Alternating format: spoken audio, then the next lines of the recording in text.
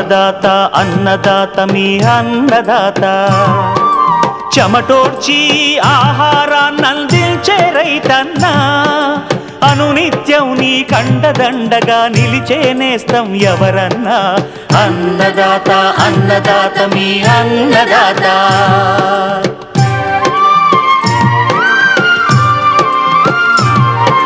నూతన రీతుల సాగుబడికి నూరింతలు పెరిగే దిగుబడికి సూచనలిచ్చే సస్య రక్షణకు పశు పోషణకి శాస్త్ర విజ్ఞానం అందించి ముందుకు నడిపే తెలుగు రైతు భారతదేశానికి మకుటం అయ్యేలా తీర్చిదిద్దే ఆశయంతో మిమ్ము మేలు కొలిపేది అన్నదాత అన్నదాత అన్నదాత మీ అన్నదాత అన్నదాత అన్నదాత మీ అన్నదాత. అన్నదాత ప్రేక్షకులకు నమస్కారం. ఈనాటి ముఖ్యాంశాలు. ప్రస్తుతం మామిడి తోటల్లో తీసుకోవాల్సిన యాజమాన్య సస్యరక్షణ చర్యలు, రైతు స్థాయిలో హైబ్రిడ్ మొక్కజొన్న విత్తనోత్పత్తి మెలకువలు, సీజన్ పూల కోసం మల్లె తోటల్లో ప్రస్తుతం చేపట్టాల్సిన కత్తిరింపులు,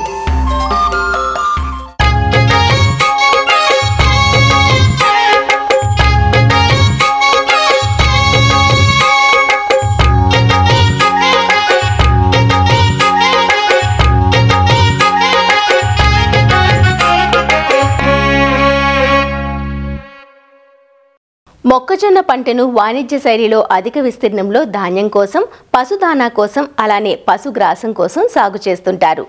అయితే గింజ కోసమే కాకుండా మొక్కజొన్నను విత్తనోత్పత్తి కోసం కొన్ని ప్రాంతాల్లో సాగు చేస్తారు.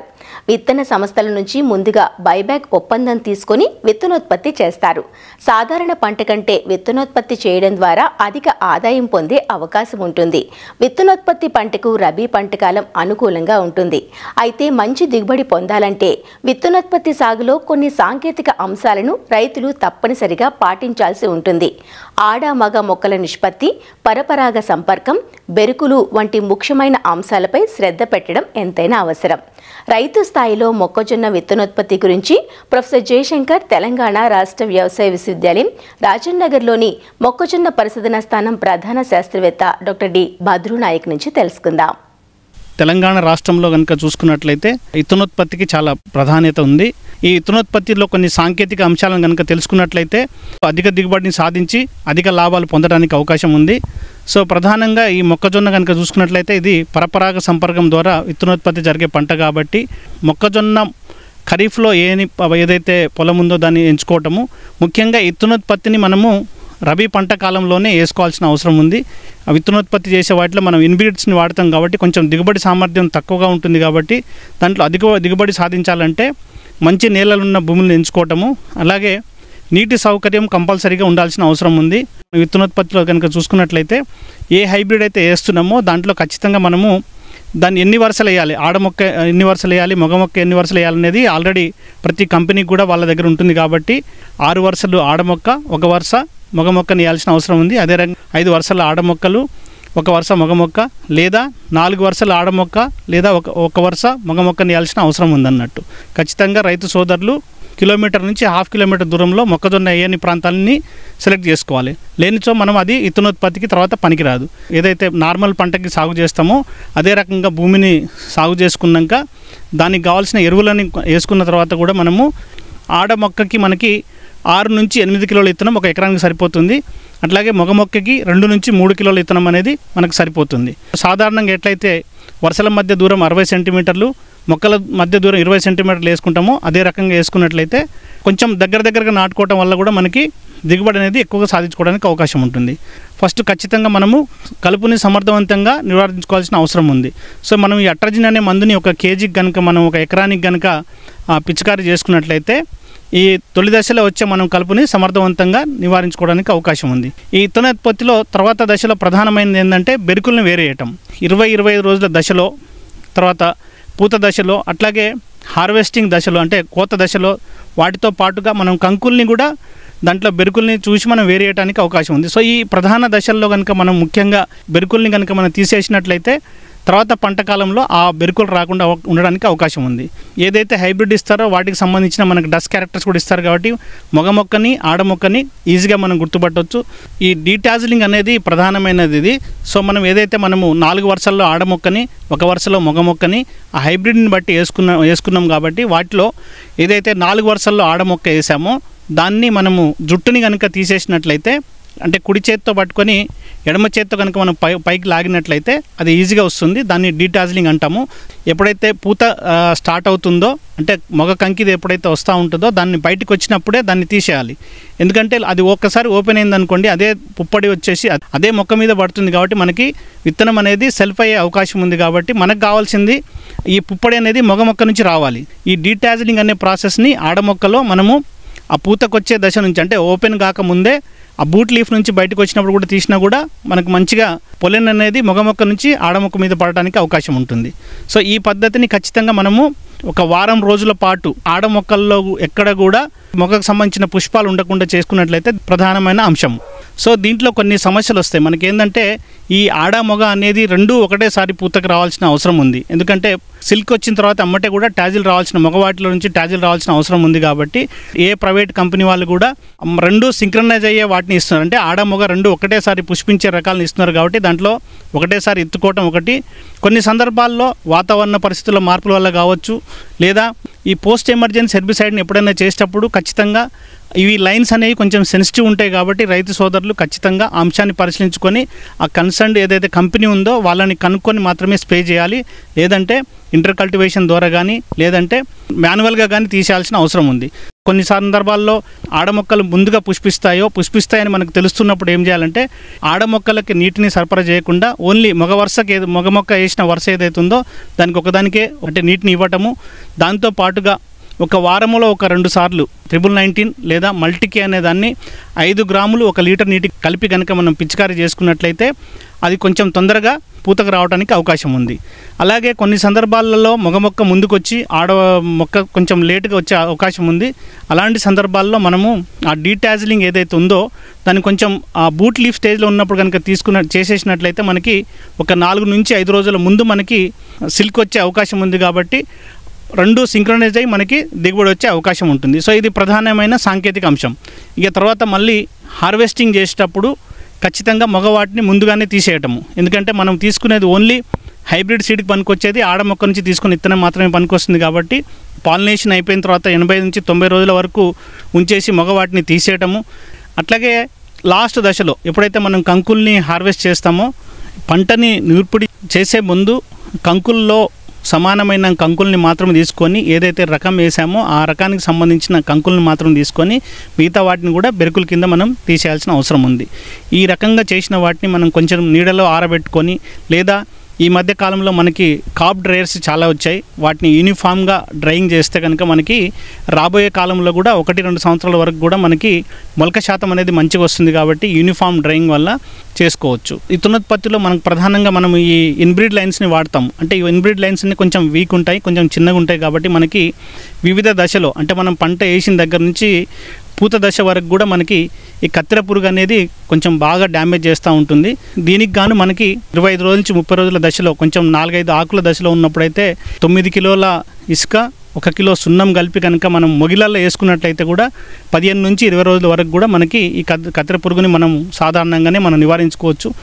ఇంకా మనకు కనుక ఎక్కువ ఉన్నట్లయితే క్లోరాంత్రిప్రోల్ 0.4 మిల్లీలీటర్లు 1 లీటర్ నీటికి కలిపి కనుక పిచికారీ చేసుకోవడం లేదా స్పైనటోరం 0.5 మిల్లీలీటర్లు 1 లీటర్ నీటికి కలిపి కనుక మనం మార్చి కనుక పిచికారీ చేసుకున్నట్లయితే కత్తెర పురుగును కూడా మనము సమర్థవంతంగా నివారించుకోవడానికి అవకాశం ఉంది. ఈ విత్తనోత్పత్తి చేయటం వల్ల 40 నుంచి 50 క్వింటాల వరకు కూడా ఈ కండెలు వస్తాయి. మనకి ఎండిన కండెలు ఆన్ యావరేజ్గా చూసుకున్నా కూడా మనకి 1 లక్ష రూపాయల వరకు కూడా ఆదాయం వచ్చే అవకాశం ఉంది. అందులో నుంచి 50,000 ఖర్చు పోయినా కూడా 50,000 వరకు కూడా లాభాలు రావడానికి అవకాశం ఉంది.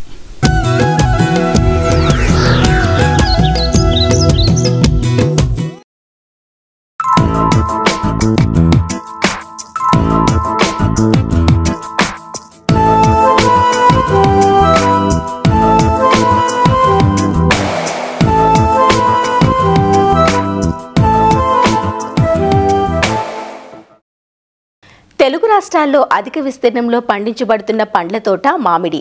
సాధారణంగా మామిడి తోటలు నవంబర్ నుంచి జనవరి మధ్య పూతకొస్తాయి. కొన్ని ప్రాంతాల్లోని మామిడి తోటల్లో ఇప్పటికే పూతరాగా మరికొన్ని ప్రాంతాల్లో పూమొగ్గ దశలో ఉన్నాయి. అదును కోసం చూసే చీడపీడల ఉధృతి ఇప్పుడు తోటల్లో కనిపిస్తోంది. ప్రస్తుత దశలో తోటల్లో తేనె మంచు, తామర పురుగులు, బూడిద తెగులు, ఆకుమచ్చ వంటి చీడపీడలు ఆశించి నష్టపరుస్తున్నాయి. ఇలాంటి సమయంలో పూతకు ముందు పూత దశలోని మామిడి తోటల్లో ఎలాంటి యాజమాన్య సస్యరక్షణ చర్యలు చేపట్టాలో తెలియజేస్తున్నారు సంగారెడ్డి జిల్లా జహీరాబాద్ DDS కృషి విజ్ఞాన కేంద్రం సస్యరక్షణ శాస్త్రవేత్త డాక్టర్ ఎన్ స్నేహలత. మనం మామిడి తోటలు చూసుకున్నట్లయితే సంగారెడ్డి జిల్లాలో 6000 హెక్టార్లో సాగు చేస్తున్నారు. అయితే వీటిలో ప్రధాన సమస్య చూసుకుంటే చీడపీడల ఉధృతి వలన దాదాపు 40 నుంచి 60% దిగుబడి నష్టం అనేది జరుగుతుంది. మామిడిలో ముఖ్యంగా చూసుకున్నట్లయితే మనకి తేనె మంచు ఎక్కువగా వ్యాపిస్తూ ఉంటుంది. ఇది ఎట్లా అనంటే మనకి ఇది లేత ఆకులను, పూరెమ్మలను ఆశించి దాదాపు 3 నుంచి 4 జీవిత చక్రాలు పూర్తి చేసుకుంటూ ఉంటదన్నమాట. మనకి తేమ శాతం ఎక్కువగా ఉండి ఉష్ణోగ్రత తక్కువగా ఉన్నప్పుడు దీనికి అనుకూలంగా ఉంటుంది పురుగుకు. ఇవి లేత ఆకులను, పువ్వులను, పువ్వులను ఆశించి రసం పీలుస్తూ ఉంటాయి. ఈ పురుగు నుంచి విసర్జించిన తేనె లాంటి పదార్థానికి మసిమంగుకు కారణమైన ఏదైతే శిలీంధ్రం ఉంటుందో అది సోకడం ద్వారా కిరణజన్య సంయోగక్రియ అనేది దెబ్బతినడం జరుగుతుంది. అయితే ఈ పురుగు నివారణ చూసుకున్నట్లయితే మనం జిగురా కట్టలు అనేవి తెల్లవి, పచ్చవి, నీలిరంగు జిగురా అట్టలు చెట్టుకు యాలాడదీసినట్లయితే ఒక 18 నుంచి 24 ఈ పురుగు ఉనికిని అలాగే కొంతవరకు నివారించుకోవచ్చు. అంటే 30% వరకు నివారించుకోవచ్చు. అట్లనే మనకి ఏవైతే సూక్ష్మాలు ఉంటాయో బెవేరియా బ్యాసియానా అనే సూక్ష్మము 5 ml లీటర్ నీటికి కలిపి పిచికారీ చేసుకుంటే ఒక 3 సార్లు 10 రోజుల వ్యవధిలో కొంతవరకు పురుగును నివారించుకోవచ్చు. అదే మనకి పువ్వు గుచ్చులు ఉన్నప్పుడు పురుగు ఉధృతి గనక ఎక్కువగా ఉంటే అప్పుడు ఇమిడాక్లోప్రిడ్ అనే మందు 0.3 మిల్లీలీటర్లు లీటర్ నీటికి కలిపి పిచికారీ చేసుకోవాలి. అయితే దీంతో పాటుగా మనకి రసం పీల్చే పురుగుల్లోనే తామర పురుగు అనేది ఎక్కువగా వస్తూ ఉంటుంది. ఈ నల్ల తామర పురుగులు ఎక్కువగా పువ్వుల్లో ఆశించి పువ్వులో రసం పీలుస్తూ ఉంటాయి అన్నమాట. లేత పసుపు రంగు తామర పురుగులు కూడా ఆకులను కానీ లేత పిందెలను కానీ ఆశించి రసం పీల్చినప్పుడు మనకి వక్క రంగులోకి మనకి రాతి మంగులాగా కనబడుతుంది అనమాట. ఏవైతే పిందెలు ఉంటాయో వడిలిపోయి రాలిపోవడం అనేది ఎక్కువ గమనిస్తూ ఉంటాం. ఈ పురుగు ఉధృతి గనక గమనిస్తే మనము నీలి రంగు జిగురా కట్టలు అనేవి చెట్లకి యాలాడదీసినట్లయితే ఒక 24 అక్కడక్కడ ఎకరానికి పురుగుని కొంతవరకు తగ్గించుకోవచ్చు. అదే ఉధృతి గనక ఎక్కువగా ఉన్నట్లయితే ఫిప్రోనిల్ అనే మందు 1.5 ml లీటర్ నీటికి కలిపి పిచికారీ చేసుకోవాలి. లేదా అసిటామిప్రిడ్ అనే మందు 1.5 గ్రాములు లీటర్ నీటికి కలిపి పిచికారీ చేసుకోవచ్చు. దీంట్లోనే చూసుకున్నట్లయితే మనకి పండు ఈగ అనేది ఎక్కువగా వస్తూ ఉంటుంది. ఈ పండు ఈగ మనకి ఎప్పుడైతే పండ్లు మక్కుతూ ఉంటాయో ఆ టైంలో ఇంకెక్కువ దీని ఉధృతి ఉంటుంది కనుక అప్పుడు దీన్ని ఆకర్షితం చేసే ట్రాప్స్ అనేవి కూడా ఉంటాయి. సో ఈ ట్రాప్స్ని 12 నుంచి 18 ఎకరానికి అక్కడక్కడ అమర్చుకున్నట్లయితే కొంతవరకు పురుగు ఉధృతిని మనం తగ్గించుకోవచ్చు. అదేవిధంగా దీని యొక్క కోశష్ట దశలు అనేవి మట్టిలో జరుగుతాయి గనక వేపపిండి దాంతోపాటు ట్రైకోడర్మాను కలిపేసేసి మనము మొక్క మొదల్లో వేసుకున్నట్లయితే వీటి యొక్క కోశష్ట దశల్ని కూడా మనం అరికట్టుకోవచ్చు. అదేవిధంగా ఎప్పుడైతే కాయ పక్వానికి నెల ఉందన్నప్పుడు ఈ పేపర్తో తయారు చేసిన బ్యాగ్ ఏవైతే ఉంటాయో అవి కాయలకి తొడిగినట్లయితే ఈ పురుగు మనకి వ్యాపించకుండా నివారించుకోవచ్చు. ఈ తెగుళ్ళు చూసుకున్నట్లయితే మసిమంగు తెగుళ్ళు అనేది ఎక్కువగా ఉంటుంది ఈ మామిడి తోటల్లో. ఈ మసిమంగుకు కారణమైన తేనె మంచు పురుగు, తామర పురుగు వీటినే ముఖ్యంగా మనం కంట్రోల్ చేసుకోవాల్సి ఉంటుంది. ఇట్లా ఎక్కువ ఉధృతి ఉన్నప్పుడు ఎలాంటి రసాయనాలు మనం పిచికారీ చేసినా కూడా కంట్రోల్ అవ్వదు గనక 2% గంజి ద్రవణం అనేది పిచికారీ చేసుకున్నట్లయితే దీన్ని సమగ్రవంతంగా నివారించుకోవచ్చు. దీంతో పాటు మనకి బూజు తెగుళ్ళు అనేది ఎక్కువగా వస్తూ ఉంటుంది. ఈ బూజు తెగుళ్ళు ఏంటనంటే మనకి ఎప్పుడైతే రాత్రి వేళ చల్లగా ఉండి పగటి పూట వేడిగా ఉన్నప్పుడు ఈ బూజు తెగుళ్ళు రావడానికి ఎక్కువగా ఆస్కారం ఉంటుంది.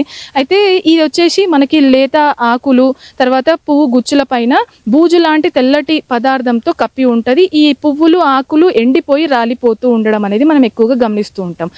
అయితే దీనికి ఏంటనంటే సేంద్రియ పద్ధతులలో కూడా మనము పుల్లటి మజ్జిగ అనేది ఒక 12 లీటర్లు తీసుకొని 100 గ్రాముల సొంటి 50 గ్రాముల హింగు వేసుకొని ఒక వారం రోజుల పాటు పులియబెట్టి 100 లీటర్ల నీటిలో కలిపేసేసి ఇది ఒక 3 సార్లు వారం వ్యవధిలో మనం పిచికారీ చేసుకున్నట్లయితే నివారించుకోవచ్చు.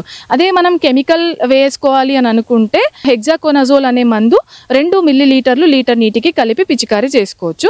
వీటితో పాటుగా వచ్చేది ఎక్కువగా మనకి బంక తెగుళ్ళు అనేది కూడా వస్తూ ఉంటుంది అనమాట. ఇక్కడ సంగారెడ్డి జిల్లాలో ఇది ప్రధాన సమస్యగా రైతులు చాలా మంది చెప్తూ ఉన్నారు. ఇది వచ్చేసి ఎండిన కొమ్మలు ఏవైతే ఉంటాయో వాటికి, అట్లనే ఎక్కువ మటుకు బెరడు నుంచి ఈ బంక లాంటి పదార్థం అనేది విసర్జించడం అనేది చూస్తూ ఉంటాం అనమాట. ఈ పదార్థంకు ఎప్పుడైతే బయటకు వస్తూ ఉంటుందో మొక్క ఎదుగుదల అనేది తగ్గిపోతూ ఉంటుంది అనమాట. ఇది వచ్చినప్పుడు ఏంటనంటే రైతులు వెంటనే గమనిస్తూ దీనికి పెండ అనేది ఆవు పెండ కానీ బర్రె పెండ కానీ తీసుకొని ఎక్కడైతే గోందు పదార్థం రిలీజ్ అవుతూ ఉంటుందో అక్కడ పూస్తూ ఉండాలన్నమాట. అట్లనే ఇది కనుక ఎక్కువగా ఉధృతి ఉంది అని అనుకుంటే దీనికి కార్బెండజీమ్ 1 గ్రాము లీటర్ నీటికి కలిపి పిచికారీ చేసుకోవచ్చు. దీంతో పాటుగా మనకి ముదురు ఆకులు అయినప్పుడు బ్యాక్టీరియా నల్ల మచ్చలు అనేవి ఎక్కువగా గమనిస్తూ ఉన్నాం మన జిల్లాలో. అట్లనే ఈ వచ్చినది ఎలా గమనించాలంటే పచ్చగున్న ఆకులు కూడా రాలిపోయి పడిపోతూ ఉంటాయి. దీన్ని గమనిస్తూ దీనికి నివారణకి ఏంటనంటే స్ట్రెప్టోసైక్లిన్ అనే మందు 60 గ్రాములు లేదా అగ్రిమైసిన్ అనే మందు 60 గ్రాములు 100 లీటర్ల నీటిలో కలిపి ఒక 3 సార్లు 10 రోజుల వ్యవధిలో పిచికారీ చేసుకున్నట్లయితే దీన్ని కూడా సమగ్రవంతంగా నివారించుకోవచ్చు. ఇలా రైతులంతా చీడపీడలను గుర్తిస్తూ వీటన్నిటికీ కూడా సమగ్ర సస్యరక్షణ యాజమాన్యం చేసుకున్నట్లయితే మంచి దిగుబడులు సాధించవచ్చు.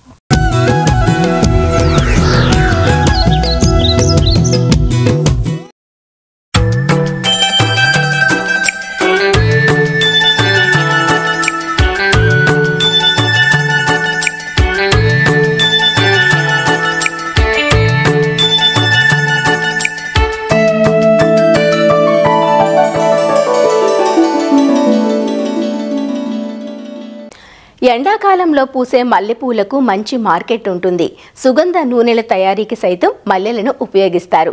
మల్లెపూలకు స్థానిక మార్కెట్లతో పాటు ఎగుమతి అవకాశాలు కూడా మెండుగా ఉండడంతో ఈ పూల సాగు విస్తీర్ణం కూడా పెరిగింది.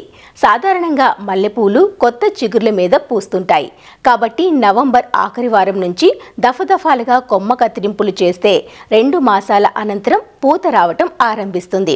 మరి ప్రస్తుత సమయంలో మల్లె తోటల్లో చేపట్టాల్సిన కొమ్మ కత్తిరింపు యాజమాన్యం గురించి తెలియజేస్తున్నారు వైఎస్ఆర్ ఉద్యాన విశ్వవిద్యాలయం పశ్చిమ గోదావరి జిల్లా కొవ్వూరు ఉద్యానవన పరిశోధనా స్థానం శాస్త్రవేత్త డాక్టర్ కె రవీంద్ర కుమార్. మల్లె సాగులో అతి ముఖ్యమైనటువంటి దశ పూత దశ. పూ మొగ్గలు అనేవి లేత చిగురుల మీదే ఏర్పడతాయి కాబట్టి దీనికి ప్రూనింగ్ అంటే కొమ్మ కత్తిరింపులు అనేవి ప్రతి సంవత్సరము కూడా మనం తప్పనిసరిగా చేసుకోవాలి. కొమ్మ కత్తిరింపులు అనేవి సమయానుకూలంగా మనకి తగిన విధంగా మార్పు చేసుకోవడం ద్వారా ఈ పూత తక్కువగా ఉండేటువంటి దశలో ఎక్కువ పూలను పొందడానికి అవకాశం ఉంటుంది. సాధారణంగా నవంబర్ చివరి వారంలో కొమ్మ కత్తిరింపులు అనేవి రైతులు చేపడుతూ ఉంటారు. ఈ కొమ్మ కత్తిరింపులు చేపట్టడానికి ఒక 15-20 రోజుల ముందుగా నీటిని ఆపివేయడం ద్వారా ఈ శీతాకాలం ప్రారంభం అవగానే ఈ ఆకులన్నీ కూడా రాలిపోవడం జరుగుతాయి. నేల నుంచి 45 నుండి 50 సెంటీమీటర్ల ఎత్తు వరకు కూడా ఈ కొమ్మలన్నింటినీ కత్తిరించి తీసివేయడం జరుగుతుంది. అదేవిధంగా చీడపీడలు సోకినటువంటి కొమ్మలు, బలహీనంగా ఉండేటువంటి కొమ్మలు, ఎండిపోయినటువంటి కొమ్మలు, ఇట్లాంటి మనకి పనికిరానటువంటి శాఖీయ కొమ్మలన్నింటినీ కూడా మనం ఈ నవంబర్ చివరి వారంలో తీసివేసుకోవాలి. మరలా నీటిని ఇవ్వడం ప్రారంభించాలి. మొదటి దశ ఎరువులైనటువంటి నత్రజని, భాస్వరం, పొటాష్ ఎరువులను అందజేసినప్పుడు ఈ శాఖీయ కొమ్మలు అనేవి ప్రతి కనుపు నుంచి మనకి అధికంగా రావడానికి అవకాశం ఉంటుంది. వచ్చి అవి మనకి మార్చి నుంచి పూ మొగ్గలను ఇవ్వడం ప్రారంభిస్తాయి. అయితే నవంబర్ చివరి వారంలో చేసే కొమ్మ కత్తిరింపుల బదులు సెప్టెంబరు చివరి వారంలో కొమ్మ కత్తిరింపులు మనం చేసుకోగలిగితే శాఖీయ మొగ్గలు అనేవి ఎక్కువగా మనకి తొందరగా ప్రారంభం రావడం జరుగుతాయి. మనకి డిసెంబర్, జనవరి నెలల్లోనే మనకి చిగుర్లు అనేవి చాలా ఎక్కువగా వచ్చి ఈ పూల దిగుబడి అనేది మనకి ఆఫ్ సీజన్లో రావడం జరుగుతాయి. మల్లెలో మనము గమనిస్తే వివిధ రకాలైనటువంటి పోషక పదార్థ లోపాలు కూడా మనకి ఎక్కువగా కనిపిస్తాయి. ఇనుము లోపం ఉన్నప్పుడు ఈ లేత ఆకులు అనేవి మనకి పాలిపోయి తెల్లగా అవడం జరుగుతూ ఉంటుంది. ఇటువంటి ఇనుపు ధాతు లక్షణాలు కనిపించినప్పుడు 5 గ్రాముల అన్నబేదిని నిమ్మ ఉప్పులో కలుపుకొని మనం పిచికారీ చేయడం ద్వారా ఈ ఐరన్ ధాతు లోప లక్షణాలను నివారణ చేసుకోవచ్చు. అదేవిధంగా వేరుకుళ్ళు ఆశించినటువంటి మొక్కలు కూడా ఆకులు పాలిపోయే లక్షణాలు కనిపిస్తాయి కాబట్టి లక్షణాలు గమనించినామంటే 2.5 గ్రాముల కాపర్ ఆక్సిక్లోరైడ్ మందును లీటరు నీటిలో కలుపుకొని నేలను తడుపుకోవడం ద్వారా నివారించవచ్చు. అదేవిధంగా వీటిలో మెగ్నీషియము, జింకు ధాతు లోప లక్షణాలు కూడా అధికంగా కనిపిస్తూ ఉంటాయి కాబట్టి జింక్ ధాతు లోప లక్షణాలు కనిపించినప్పుడు 2.5 గ్రాముల జింక్ సల్ఫేట్ను లీటర్ నీటికి కలుపుకొని పిచికారీ చేసుకోవాలి. అదేవిధంగా మెగ్నీషియం లోప లక్షణాలు కనిపించినప్పుడు 5 గ్రాముల మెగ్నీషియం సల్ఫేట్ని లీటర్ నీటికి కలుపుకొని మొక్కల మీద పిచికారీ చేసుకోవాలి. వీటితో పాటుగా 4 మిల్లీలీటర్ల హ్యూమిక్ యాసిడ్ను మనం లీటర్ నీటికి కలుపుకొని మొక్కలపై పిచికారీ చేసినప్పుడు మొక్కల పెరుగుదల, పూత అనేది నాణ్యత బాగా రావడం గమనించడం జరిగింది. ఈ మొగ్గలు ఏర్పడినమ్మటే ఈ మొగ్గ తొలిచే పురుగు మన లోపల ఉండేటువంటి పువ్వు లోపల ఉండేటువంటి కణజాలాన్ని అంతా తినివేయడం జరుగుతుంది. పువ్వు మొగ్గలు మొదట నీలం రంగులోని తర్వాత నలుపు రంగులోనికి మారి నష్టపోవడం జరుగుతుంది. క్లోరిపైరిఫాస్ కానీ, పైనోసాడ్ కానీ, అమామెక్టిన్ బెంజోయేట్ వంటి మందులను వాడడం ద్వారా ఈ పురుగులను నివారణ చేసుకోవచ్చు. అదేవిధంగా ఈ కొమ్మ కత్తిరింపులు చేపట్టినమ్మంటే లేత చిగురాకులు వస్తాయి కదండి. ఆ చిగురాకులు అన్నిటినీ కలిపి గూడు కట్టే పురుగులు కూడా మనం అధికంగా ఈ డిసెంబర్, జనవరి నెలల్లో మనం గమనించడం జరుగుతుంది. ఇమిడాక్లోప్రిడ్, నోవోలెరాన్ లాంటి మందులను మనం పిచికారీ చేసినప్పుడు వీటిని కూడా నివారణ చేయడానికి అవకాశం ఉంటుంది. ఈ మధ్య కొత్తగా ఇరియోఫిడ్ మైట్ కూడా దీనికి వేడిగా ఉండేటువంటి పొడి వాతావరణంలో ఆశించడం జరుగుతుంది. నల్లి ఆశించినప్పుడు ఆకులు పైన అంతా కూడా మెత్తగా కణజాలం అంతా మారిపోవడం జరుగుతుంది. కిరణజన్య సేక్రియ సరిగా జరగకపోవడం, అదేవిధంగా ఆకు రాలిపోవడం ఎక్కువగా ఉండడం వల్ల ఈ పూల ఉత్పత్తి కూడా గణనీయంగా తగ్గడం గమనించడం జరిగింది. ఈ నల్లి నివారణకు డైకోఫాల్ కానీ మనం పిచికారీ చేసి వీటిని నివారణ చేసుకోవచ్చు. వీటితో పాటు ప్రతి సంవత్సరం మనం అజిడోబ్యాక్టర్, అజోస్పైరలం, ఫాస్ఫోబ్యాక్టీరియా వంటి జీవ సంబంధమైనటువంటి పదార్థాలను వేపపిండిలో వృద్ధిపరిచి మొక్కల మొదల దగ్గర వేయడం ద్వారా మొక్కలను ఆరోగ్యకరంగా పెంచి అధిక పూల ఉత్పత్తిని పొందడం జరుగుతుందండి. మరిన్ని విభిన్నాంశాలతో రేపటి అన్నదాతలో మళ్ళీ కలుసుకుందాం. నమస్కారం. అన్నదాతలు తమ సందేహాలు, సమస్యలను 1800-425-4085 టోల్ ఫ్రీ నంబర్లో ఉదయం 10 నుంచి 11 గంటల మధ్య పని దినాలలో సంప్రదించగలరు. ఈ కార్యక్రమాన్ని యూట్యూబ్లో www.youtube.com/annadata ETV లింక్ ద్వారా వీక్షించవచ్చు.